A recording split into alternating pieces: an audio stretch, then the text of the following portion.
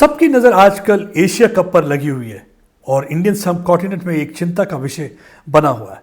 अगर आप सोच रहे हैं मैं एशिया कप क्रिकेट टूर्नामेंट की बात कर रहा हूं तो आप बिल्कुल गलत सोच रहे हैं।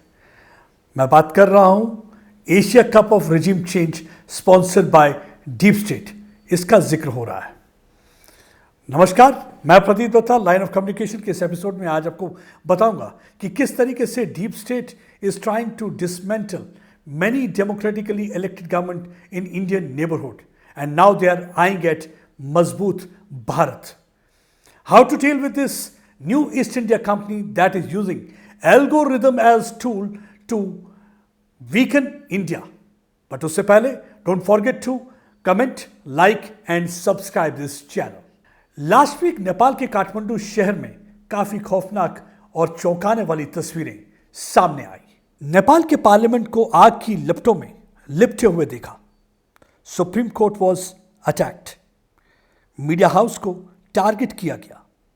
हिल्टन होटल को जलाकर राख कर दिया गया। हुक्मरानों के खिलाफ युवाओं की आंखों में इतना आक्रोश था कि उन्होंने उनको टारगेट करना शुरू कर दिया। फॉर्मर प्राइम मिनिस्टर की धर्मपत्नी को जलाकर मार दिया। फाइनेंस मिनिस्टर और कई और मंत्रियों को भगा भगा कर पीटा। आर्मी को उन्हें एयरलिफ्ट करने के लिए हेलीकॉप्टर का इस्तेमाल करना पड़ा। यही नहीं, कोई प्रिजनर्स जो जेल में थे उन्हें भी भगा दिया। 48 घंटों में जेंजी राइट्स ने तख्ता पलट दिया। ऐसा क्या हुआ कि युवा सड़कों पर उतर आए? आप सुनेंगे और हैरान हो जाएंगे। ये गुस्सा लावा बनकर तब फूटा जब नेपाल की सरकार ने सोशल नेटवर्किंग साइट्स को बैन कर दिया। टिकटॉक के अलावा जितने भी नेटवर्किंग साइट्स थे, चाहे व्हाट्सएप था, ट्विटर था, फेसबुक था, इंस्टाग्राम था या और बाकी थे, उनको बंद कर दिया। इस बात को लेकर युवा सड़कों पर उतर आए क्योंकि उन्हें लगा कि ही नेपाल की सरकार जो है उनकी आवाज़ को दबाने की कोशिश कर रही है, क्योंकि discontent was simmering against Nepal government for quite some time. और हमने देखा कि किस तरह से सोशल मीडिया का इस्तेमाल किया जा रहा था एक सरकार के खिलाफ नैरेटिव बिल्ड करने के लिए, क्योंकि बताया जा रहा था कि किस तरीके से करप्शन की वजह से नेपाल के लोग लगातार प्रॉब्लम्स का सामना कर रहे हैं। जहां एक और रूलिंग क्लास के बच्चे लग्जरियस लाइफस्टाइल जी रहे थे, नए नए कपड़े पहन रहे थे, ब्रांडेड क्लोथ्स पहन रहे थे, घड़ियां पहन रहे थे, देश विदेश में घूम रहे थे और अच्छी पोजीशन पर थे, वहीं नेपाल का एक युवा स्ट्रगल कर रहा था क्योंकि अनएम्प्लॉयमेंट बढ़ती जा रही थी। और यही एक वजह था कि काफ़ी गुस्सा हो गए और वो सड़कों पर उतर आए और देखा कि किस तरीके से ये एक सुनामी की तरह बहता गया ये जो आक्रोश, और आहिस्ता आहिस्ता इस सुनामी के आगे सब तितर बितर होकर रह गए। सोशल मीडिया के बैन को लेकर नेपाल में युवा भड़के हुए थे। नाराज युवा पार्लियामेंट की ओर बढ़ रहे थे। उन्हें रोकने के लिए पुलिस ने हवाई फायरिंग की, लेकिन जब वो रुके नहीं, पुलिस को फायरिंग करनी पड़ी, जिसमें 20 के करीब जो स्टूडेंट्स थे मारे गए। उससे गुस्सा और भड़क गया और उसके बाद स्थिति को काबू करना बहुत मुश्किल हुआ। और आहिस्ता आहिस्ता हमने देखा कि किस तरह से काठमांडू में सिर्फ या तो आग की लपटें नजर आ रही थी या आक्रोश में दौड़ते हुए युवा नजर आ रहे थे। ये वो था जो आपने देखा और सुना, लेकिन कभी कभी जो दिखता है वो पूरा सच नहीं होता। लाइन ऑफ कम्युनिकेशन में आज हम आपको बताएंगे कि पूरा सच क्या था, किस तरह से यूएस की डीप स्टेट ने जेंजी प्रोटेस्ट की आड़ में वहां पे सिचुएशन को डिस्टेबलाइज किया, लोगों को मोबिलाइज किया और फाइनली तख्ता पलट दिया। और इसमें यूएस डीप स्टेट का इंटरेस्ट क्या था? एक ही इंटरेस्ट था, क्योंकि जो ये मौजूदा सरकार थी ये प्रो चाइना सरकार थी और केपी शर्मा ओली हाल ही में एससीओ समिट में गए थे और वहां पे वो चीन के प्रेसिडेंट शी जिनपिंग के साथ खड़े नजर आए थे और उन्होंने कई एग्रीमेंट साइन किए थे, जिनमें एक था बेल्ट एंड रोड इनिशिएटिव। उन्हें लग रहा था कि ये अगर इनकी करीबी बढ़ती रही तो मुश्किल यूनाइटेड स्टेट्स के लिए हो जाएगी और उनके जो फुटप्रिंट्स हैं जिन्हें वो जमाने की कोशिश कर रहे हैं, आहिस्ता आहिस्ता से वहाँ से फीड हो जाएंगे। क्योंकि जैसे जैसे इस इलाके पर चाइना की पकड़ बढ़ती जाएगी तो यूएस की पकड़ कमज़ोर हो जाएगी। इसलिए वो चाहते थे किसी ना किसी तरीके से एक ऐसे हालात क्रिएट किए जाएं जिसकी वजह से यहाँ पे इस सरकार को हटा दिया जाए, एक रजीम चेंज की जाए, जिस तरह से उन्होंने पहले भी कई मुल्कों में किया था। और ये ही वजह थी कि उन्होंने सोशल मीडिया का इस्तेमाल किया, इस सरकार को डिस्क्रेडिट करने की कोशिश की उन्होंने, और एक ऐसा माहौल तैयार किया, एक ऐसा एंगर युवाओं में तैयार किया कि फाइनली वो सड़कों पर उमड़ आए और उन्होंने हालात खराब कर दिए। अब मैं आपको एक एक करके समझाऊंगा कि कैसे डीप स्टेट ने ये हालात पैदा किए। देखिए, सरकार जो नेपाल की थी, उन्हें लग रहा था कि सोशल मीडिया का इस्तेमाल गलत तरीके से हो रहा है और सोशल मीडिया का इस्तेमाल इस तरीके से किया जा रहा है कि एक हेट्रेड पैदा किया जा रहा है रूलिंग क्लास और जनता के बीच में। तो यही एक वजह थी, उन्होंने कहा कि ये सोशल मीडिया नेटवर्किंग साइट्स जो है वो अपने आप को रजिस्टर करें। टिकटॉक जो कि चाइना का सोशल नेटवर्किंग साइट है, उन्होंने रजिस्टर कर दिया, लेकिन बाकी जितने भी थे, इंस्टा, व्हाट्सएप, फेसबुक या बात करें, तो उन्होंने अपने आप को रजिस्टर नहीं किया। अब सवाल पैदा होता है, उन्होंने अपने आप को रजिस्टर क्यों नहीं किया, जबकि सेम सोशल मीडिया साइट्स जो हैं भारत में अपने आप को रजिस्टर करवा चुके हैं। तो नेपाल में क्या वजह थी कि उन्होंने अपने आप को रजिस्टर नहीं किया?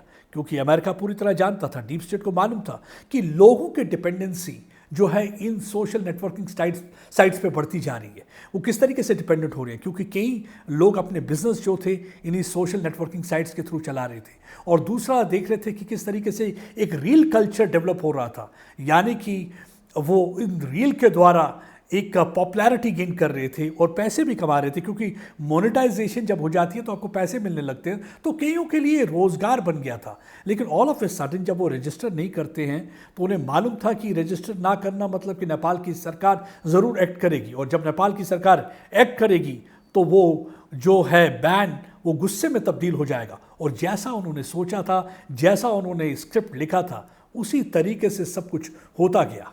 और आपने देखा होगा कि किस तरीके से युवा सड़कों पर आ गए। लेकिन ये ऑल ऑफ ए सडन नहीं हुआ, ये कोई स्पॉन्टेनियस रिस्पॉन्स नहीं था, ये एक स्पॉन्सर्ड रिस्पॉन्स था, एक सोची समझी साजिश थी। इसको समझना पड़ेगा आपको पूरी तरह से कि किस तरीके से उन्होंने एक ऐसा माहौल क्रिएट करवाया जिसकी वजह से लोगों को समझ नहीं आया और युवा बहक गए और बहकते चले गए। यही नहीं, मैं आपके साथ डिस्कस करता हूँ कुछ डेवलपमेंट्स जो पिछले कुछ वर्षों में नेपाल में हुई है। नेपाल में एक कॉन्फ्रेंस कल्चर स्टार्ट किया गया।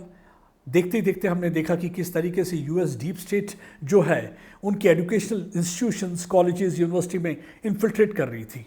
एकेडमिया को टारगेट किया गया, एकेडमिशियंस को कॉन्फ्रेंस के लिए बुलाया जाता था, उन्हें वहाँ पे यूएस लीडरशिप प्रोग्राम में इंक्लूड किया जाता था और एक अलग नैरेटिव बिल्ड किया जाता था। और वो चाहते थे कि वो नैरेटिव जो है इन एकेडमिशियन के थ्रू डिफरेंट पेपर्स में आए। देखिए, मीडिया हाउसेस में वो चाह रहे थे कि वो नैरेटिव चले, सोशल मीडिया के थ्रू वो चाह रहे थे वो उनका नैरेटिव चले, और एक वो नैरेटिव बुन रहे थे।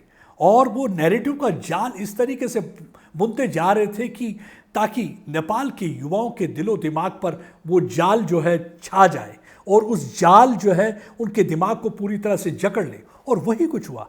और देखिए किस तरीके से खूबसूरती से उन्होंने टूल किट्स को इस्तेमाल किया, किस तरीके से नैरेटिव स्टार्ट कर दिया, and they kept on churning those lies. और इस तरीके से वो करते रहे कि हमने देखा कि किस तरीके से फाइनली वहाँ पे सिस्टम के खिलाफ एक एंगर पैदा किया, एक हेट्रेड पैदा किया, रूलिंग क्लास के खिलाफ लोगों को तैयार कर दिया और युवा सड़कों पर आ गए। यही नहीं बल्कि US deep state alternate model of governance को प्रमोट कर रही थी, फंड कर रही थी। और उसकी जीती जागती मिसाल है जो काठमांडू के मेयर हैं बालिन शाह। बालिन शाह को किस तरीके से उन्हें प्रमोट किया, किस तरीके से उन पर पैसा लगाया गया, किस तरीके से उनकी इलेक्शन को फंड किया गया, और वो एक ऑल्टरनेट लीडरशिप तैयार कर रहे थे। और हमने देखा कि जब ये प्रोटेस्ट चल रहे थे तो बालिन शाह बिल्कुल सरकार की तरफ ना होते हुए वो युवाओं के साथ खड़े नजर आए, क्योंकि उनका गेम प्लान था कि किस तरीके से उनको एक लीडरशिप तैयार करनी है, एक ऑल्टरनेट लीडरशिप तैयार करनी है, एक ऑल्टरनेट मॉडल ऑफ गवर्नेंस तैयार करना है जो कि सरकार के अगेंस्ट हो। और वो बहुत हद तक उसमें कामयाब होगी। और आप देखेंगे कि किस तरीके से युवा भी उनके साथ शाना बशाना खड़े नजर आए, क्योंकि युवाओं को लग रहा था कि उनकी आवाज़ जो है और मैं अगर कोई आवाज़ लगा रहा है तो वो बालिन शाह है, मतलब कि उनकी आवाज़ को अगर कोई बल दे रहा है तो ये नेपाल के मेयर है। तो ये एक तरीका रहता है। ये हमने देखा है कि बिल्कुल दिल्ली में भी कुछ ऐसा ही यूएस डीप स्टेट ने किया था कि किस तरीके से उन्होंने एक आम आदमी पार्टी जो है सरकार को प्रमोट करना शुरू कर दिया था, उनकी पॉलिसीज़ को प्रमोट करना शुरू कर दिया था, कहीं ना कहीं भारत को भी वीकन करने की कोशिश थी। तो यही एक मॉडल जो था उन्होंने नेपाल में भी अपनाया। और वही नहीं, हमने देखा है कि एक कन्वर्जन जो है एक बड़ा विषय जो इस समय नेपाल में बना हुआ है। कई चर्चेस जो हैं पिछले कई सालों में बने हुए हैं, कहीं तो आपको चर्च जो है नए चर्च देखेंगे नेपाल की राजधानी काठमांडू में, लेकिन गांव में अगर आप जाएंगे तो कहीं और चर्च नजर आएंगे। हाँ, वो चर्च देखने में तो आपको साधारण से मकान लगेंगे, लेकिन वो बेसिकली चर्च है, क्योंकि उन चर्च के ऊपर क्रॉस नहीं होगा, आपको मकान लगेंगे। लेकिन जब आप अंदर जाएंगे तो वहाँ पे एक पूरी चर्च की एक्टिविटी हो रही है। नाम तो हिंदू नाम होगा, ब्राह्मण नाम होगा, लेकिन वो क्रिश्चियनिटी को एम्ब्रेस कर चुके हैं, वो कन्वर्ट हो चुके हैं। तो ये देखिए, एक ये सीआई की तरफ से एक फंड होता है, उसे कहते हैं चर्च फंड। नाम उसे चर्च फंड नहीं, उसे कहते हैं डेवलपमेंट फंड। और वो डेवलपमेंट के नाम पे फंड आता है और वो चर्च कंस्ट्रक्ट करने में यूज़ किया जाता है, और किस तरीके से वहाँ पे जो पास्टर्स होते हैं वो कन्वर्जन में लग जाते हैं। और ये बिल्कुल सेम चीज़ हमने देखी है भारत के पंजाब में होती हुई। और आप देखिए किस तरीके से आहिस्ता आहिस्ता वो वहाँ पे लोगों को कन्वर्ट कर रहे हैं, और खासकर उस बेल्ट में जहाँ पे डाउन ट्रॉडन सेक्शन है, और उनको बताया जाता है कि आपको किस तरीके से क्रिश्चियनिटी को कबूल करना होगा और आपकी जितनी भी मुश्किलातें हैं वो सारी ख़त्म हो जाएंगी। और उसी तरीके से आहिस्ता आहिस्ता वो अपने टेंटेकल स्प्रेड कर रहे हैं, बिल्कुल नेपाल में भी। और नेपाल में भी आप देखेंगे, काठमांडू में आपको कई चर्च नजर आएंगे। वही नहीं, स्कैंडिनेवियन कंट्रीज़ भी मनी स्पेंड कर रही हैं। आप कहीं गाँव के इलाकों में चले जाएंगे तो आपको नेपाल का खाना नहीं मिलेगा, बल्कि लेकिन आपको वहाँ पे यूरोपियन रेस्टोरेंट मिलेंगे, यूरोपियन फूड मिलेगा। यानी कि किसी तरीके से जो नेपाल का जो कल्चर है, जो हिंदू जो कल्चर है, उसे डाइल्यूट करने की पूरी कोशिश की जा रही है। देखिए, पूरी तरह से डाइल्यूट किया जा रहा है। तो एक सोची समझी साजिश रची जा रही थी। मेरे ख्याल से युवाओं को वो समझ तब आया जब ऑल ऑफ ए सडन जब वो प्रोटेस्ट के लिए निकले, तो उनने देखा कि एक सेक्शन जिसे वो पहचानते भी नहीं है, वो लोग वहाँ पे जो है आगजनी में लगे हुए हैं। कुछ कोई टारगेट कर रहा है स्कूल्स को, कोई टारगेट कर रहा है पार्लियामेंट को, कोई टारगेट कर रहा है होटल्स को, जो कि युवा नहीं चाहते थे। युवा का कोई ऐसा कुछ करने की मंशा नहीं थी। लेकिन वो कौन लोग थे वो भी मैं आपको समझाता हूँ, क्योंकि आपने देखा होगा कि यहाँ पे लोग काफ़ी नाराज़ हैं। उन्हें लगता है कि थ्री ओल्डीज़ वो कहते हैं, द्योबा को कहते हैं, प्रचंडा को कहते हैं और ओली को कहते हैं, कि वो कहते हैं कि ये तीन लीडर जो हैं, ये जो तीन बुजुर्ग लीडर हैं डिफरेंट पॉलिटिकल पार्टीज़ के, और ये क्या करते हैं कि म्यूजिकल चेयर इनकी चलती रहती है। कुछ देर के लिए आप राज करिए, कुछ देर के बाद हम राज करेंगे। एक दूसरे की फाइलें तो उन्होंने बनाई हुई हैं, लेकिन ये फाइलें डराने के लिए, वेव करने के लिए कि भाई देखिए, अगर आप हमारे खिलाफ बोलेंगे तो हम आपकी फाइल खोल देंगे और आपको अंदर कर देंगे, वो डराने के लिए। और वही चीज़ें ये करते जा रहे थे। वही एक वजह थी कि कई ऐसे लीडर थे जो उस समय 40 के थे या 50 के हो गए, जो 50 के हैं 60 के हो चुके हैं, जो 30 के हैं वो 40 हो गए। उन्हें लग रहा था कि ऑल्टरनेट लीडरशिप पैदा नहीं हो रही है, हमें तो बिल्कुल मौका नहीं मिल रहा। और यही एक वजह थी, उन लीडर्स के सपोर्टर भी इस मॉब में घुस गए और उन्होंने ऐसे हालात पैदा कर दिए कि फाइनली जो प्राइम मिनिस्टर थे केपी शर्मा ओली, उन्हें रिज़ाइन करना पड़ा। और उनके रेजिग्नेशन के बाद ही थोड़े से हालात जो हैं थम सके। जो भी नेपाल में हुआ वो भारत के लिए चिंता का बहुत बड़ा विषय है। Reason is obvious, India's relationship with Nepal is unique, rooted in combination of geography, culture, religion and security. 1750 kilometre की जो सरहद है नेपाल की भारत के साथ लगती है, और ये 5 स्टेट्स को कनेक्ट करती है। 5 स्टेट्स की बात करें, उत्तर प्रदेश, उत्तराखंड, सिक्किम, वेस्ट बंगाल और बिहार। और ये बॉर्डर जो है बहुत ही पोरस बॉर्डर है। यानी कि अभी हाल ही में हमने देखा कि प्रिजन से कई जो कैदी हैं वहाँ से भाग गए, उनमें से कई हार्डन क्रिमिनल थे, और उनमें से कई लोग तराई के रीजन में पकड़े गए। कहीं और भी बताया जाता है कि वो इन्फिल्ट्रेट कर चुके हैं भारत में, और इन फ्यूचर भी भारत के लिए खतरा बन सकता है, क्योंकि अगर इंस्टेबिलिटी किसी भी किस्म की नेपाल में होगी तो भारत के लिए वो खतरा है। इसलिए क्योंकि हमें आज भी वो IC-814 हाईजैकिंग याद है, किस तरीके से 1999 में आतंकवादियों ने वहाँ पे भारत का एक एयरक्राफ्ट हाईजैक किया था और उसे वो कंधार ले गए थे। और उसके लिए भारत को मसूद अजहर, उमर शेख और मुश्ताक लठन जैसे खूंखार आतंकवादियों को रिलीज़ करना पड़ा था, तभी जाके उन्होंने वो IC-814 के जो प्लेन में बैठे मुसाफिर थे उनको रिलीज़ किया था। तो वहाँ पे हमने देखा कि किस तरीके से आईएसआई ने अपना एक बेस बनाया हुआ है नेपाल में। पाकिस्तान की spy agency inter service intelligence की अक्सर कोशिश रहती है कि वहाँ से जो आतंकवादी हैं उनको घुसपैठ करवाया जाए और भारत भेजा जाए ताकि भारत में हालात को डिस्टेबलाइज करवाया जाए। तो इसलिए अगर कभी भी हालात नेपाल में ख़राब होते हैं और उसका पूरा फ़ायदा जो है दुश्मन मुल्क उठाएंगे। और दूसरी, हम एक तरफ तो चाइना है जहाँ पे वो अपनी प्रेजेंस बढ़ाने की कोशिश कर रहा है, एक तरफ यूएस डीप स्टेट है जो वहाँ पे हालात ख़राब कर रही है, किसी तरीके से डिस्टेबलाइज कर रही है सिचुएशन को, और तीसरा हमने देखा है कि किस तरीके से पाकिस्तान इंटर सर्विस इंटेलिजेंस। तो ये तीनों जो ताकतें हैं जो नेपाल में बैठी हुई हैं, ये भारत के लिए खतरा बन सकती हैं और वो अक्सर ऐसी सिचुएशन की आड़ में भारत को कमज़ोर करने की कोशिश करती रही हैं पहले भी और अभी भी करने की कोशिश करेंगी। इसलिए भारत के लिए बहुत बड़ा चिंता का विषय है। और दूसरी एक और चीज़ है कि अगर हम भारत और नेपाल के रिलेशनशिप की बात करें, 3.5 मिलियन नेपालीज जो हैं इस समय भारत में काम कर रहे हैं, कई रेस्टोरेंट में काम करते हैं, कई और फैक्ट्रीज़ में काम कर रहे हैं, और वो यहाँ पे आते हैं क्योंकि ये पोरस बॉर्डर है। तो ऐसी सिचुएशन में एक सिक्योरिटी कंसर्न बहुत ज़्यादा बन जाता है, क्योंकि बहुत मुश्किल हो जाता है नज़र रखना कि कौन सही है कौन सही नहीं है। और यही नहीं, अगर हम भारत की फ़ौज की बात करें तो कई गुरखाज जो हैं, 32,000 के करीब जो गुरखाज हैं जो भारत की फ़ौज में इस समय हैं, और ये एक ढाल बनकर खड़े रहते हैं ताकि भारत को किसी भी किस्म की कोई आँच ना आए। लेकिन ऐसे हालातों में सब चीज़ें जो हैं गड़बड़ हो जाती हैं, हड़बड़ाहट पैदा हो जाती है, सिक्योरिटी कंसर्न हो जाता है। तो यही एक वजह है कि जो हालात नेपाल में हुए, हालांकि थोड़ी देर के लिए ही सही रहे और अब लगता है कि सिचुएशन सामान्य होती नज़र आ रही है, लेकिन आने वाले दिन बहुत कठिन होने वाले हैं। यही एक वजह है कि सब लोग यहाँ पे परेशान हैं और सोच रहे हैं कि कैसे इस चीज़ को कंट्रोल किया जाए, फ्यूचर में ऐसा कुछ ना हो।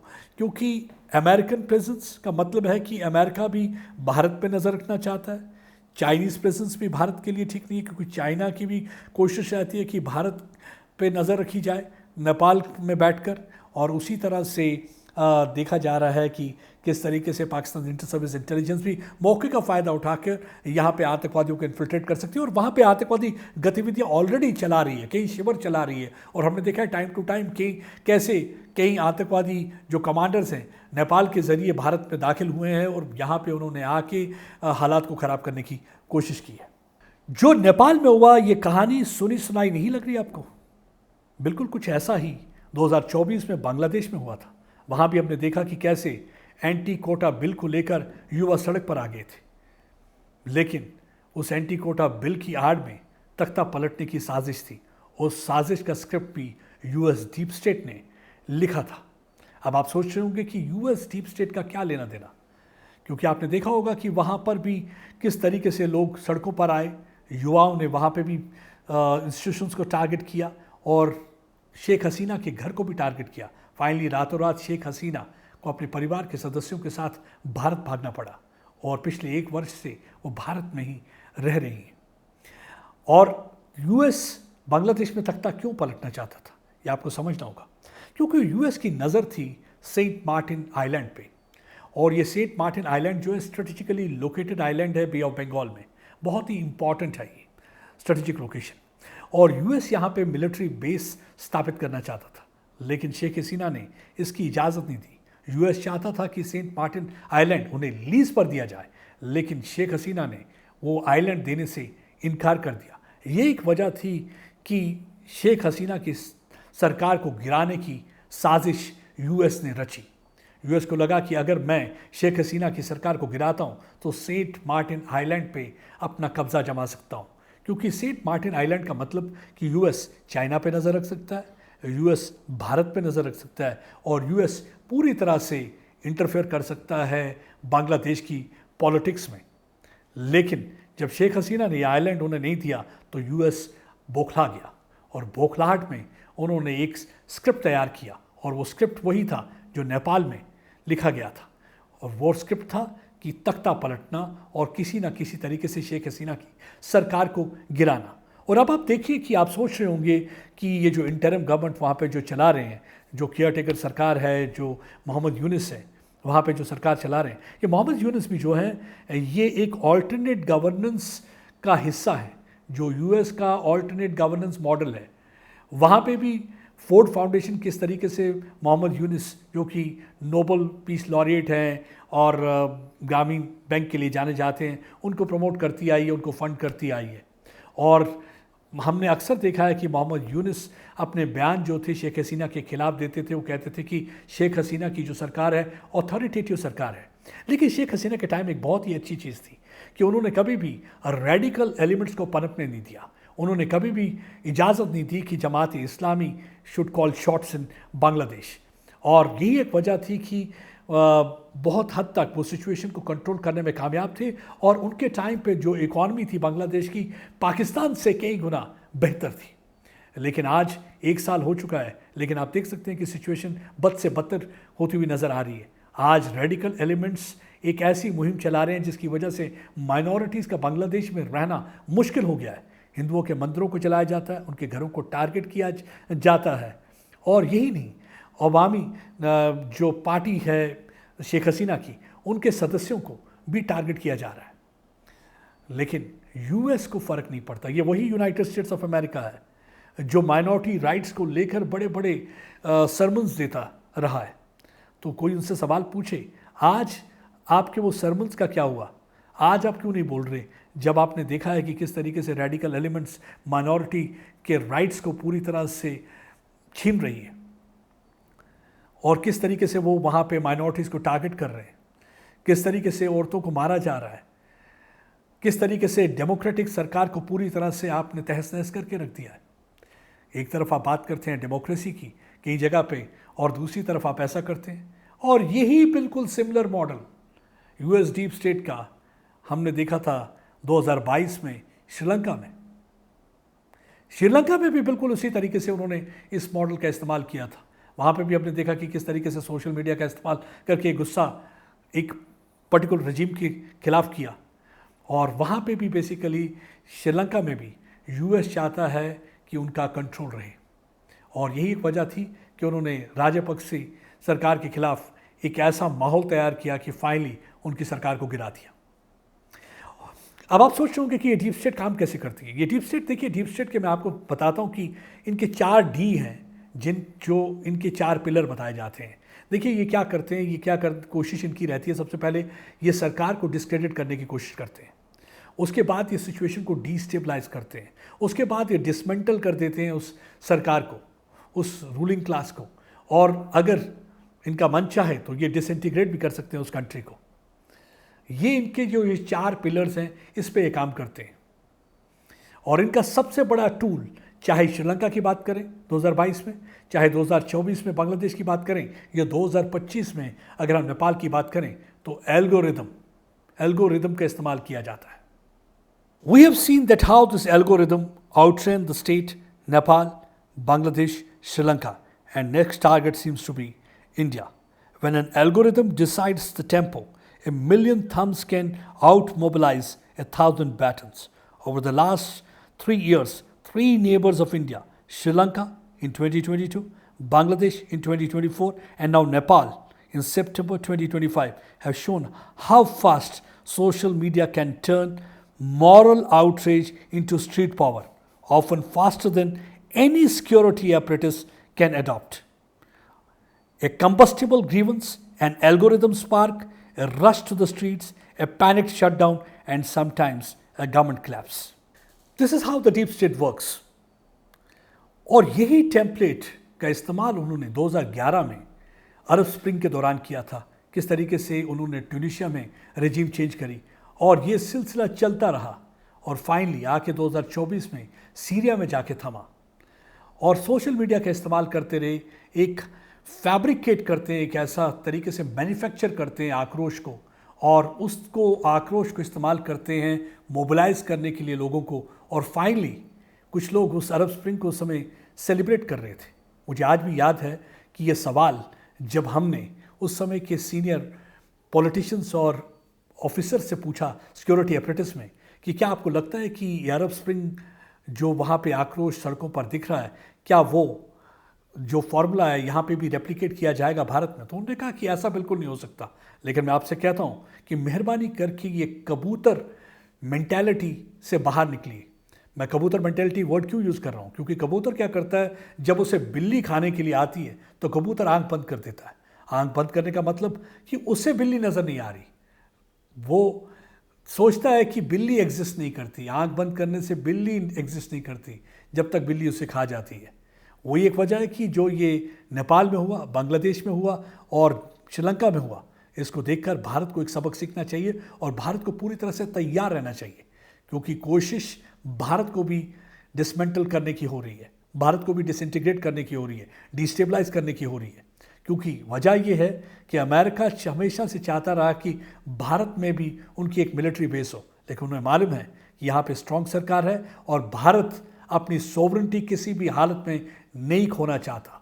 और यही वजह है कि भारत कहता है कि मैं आपका एलाय ज़रूर हूँ, मैं आपका दोस्त हूँ, लेकिन दोस्ती जो है बराबरी की है। ऐसा नहीं कि मैं पाकिस्तान की तरह आपको अपना इलाका इस्तेमाल करने दूँ एयरबेस की तरह। हमने जैसे देखा है कि पाकिस्तान का क्या है, पाकिस्तान को जो पैसा फेंके पाकिस्तान उसकी तरफ हो जाता है।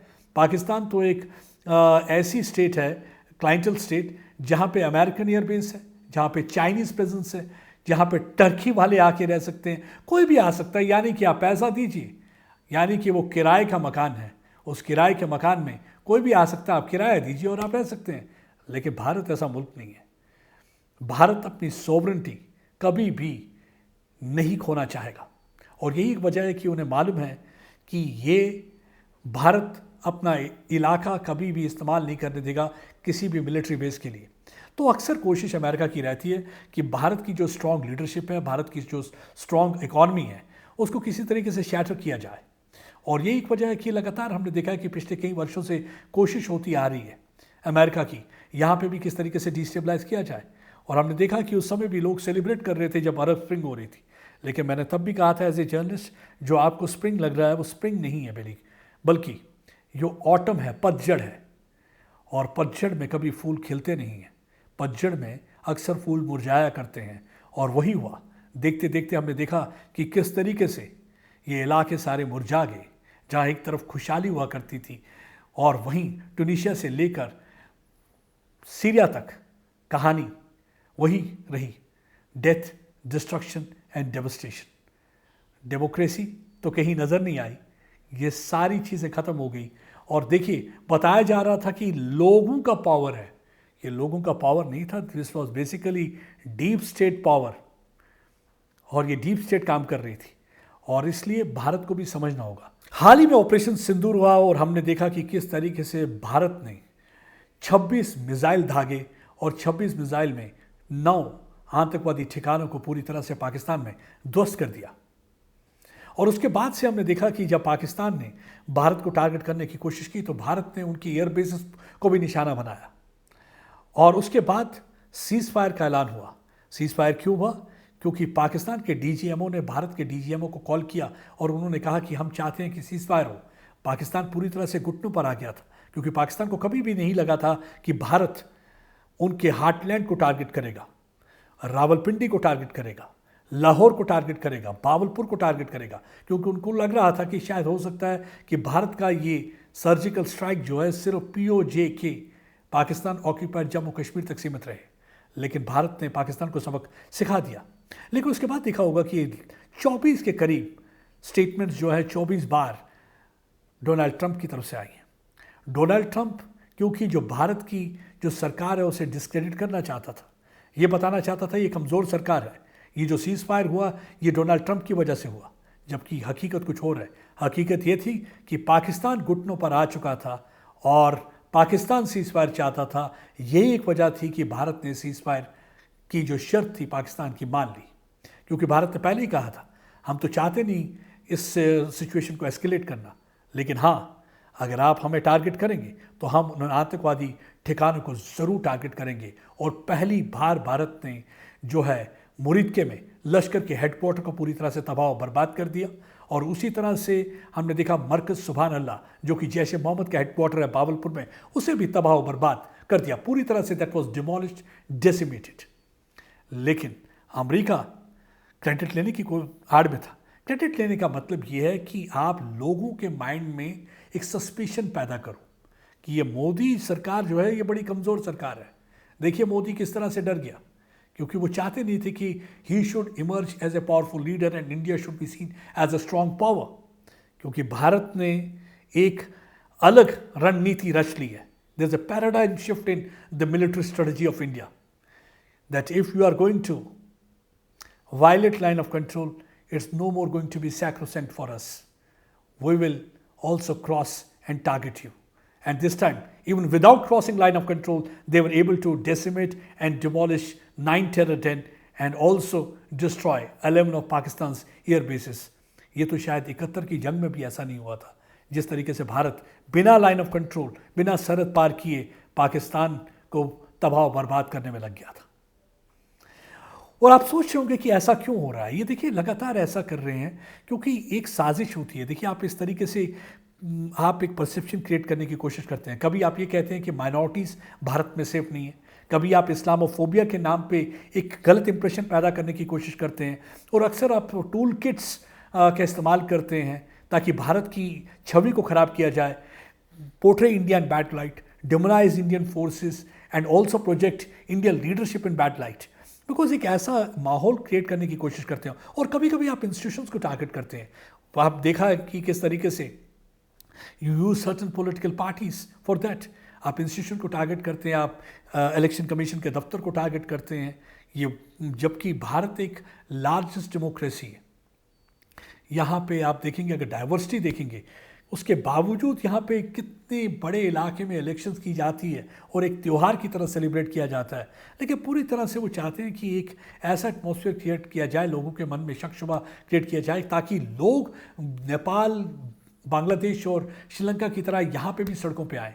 कोशिशें तो बहुत कर पाए लेकिन कामयाब नहीं हो पाए, क्योंकि एक तो भारत की लीडरशिप स्ट्रांग है, दूसरा भारत एक छोटा मुल्क नहीं है, इसकी इकॉनमी इतनी स्ट्रांग है, और दूसरा जब आपका नेतृत्व एक स्ट्रांग आदमी के हाथ में हो तो मेरे ख्याल से आपके ऐसे मंसूबे बिल्कुल भी कामयाब नहीं होंगे. यही एक वजह है कि अभी तक अमेरिकन डीप स्टेट यहाँ पे सक्सेसफुल नहीं हो पाई है. तभी उनकी पूरी कोशिश है कि भारत को किस तरीके से घेरें, और वो घेरा कैसे डाल रहे हैं. घेराबंदी करने की कोशिश कर रहे हैं. नेपाल, बांग्लादेश और श्रीलंका में अपनी प्रेजेंस बढ़ाकर, वहाँ पे सरकारों को हटाकर, वहाँ पे डेमोक्रेटिक सरकारों को पूरी तरह से तहस नहस करके, और वहाँ पे अपनी प्रेजेंस बढ़ाना चाहते हैं ताकि भारत में नज़र रख पाएँ, इंटरफेयर कर पाएँ, मदाखलत कर पाएँ. मेरे ख्याल से this is the high time for the people of India also to understand. Don't fall prey to any kind of the rumours. What you see on social media is not the reality.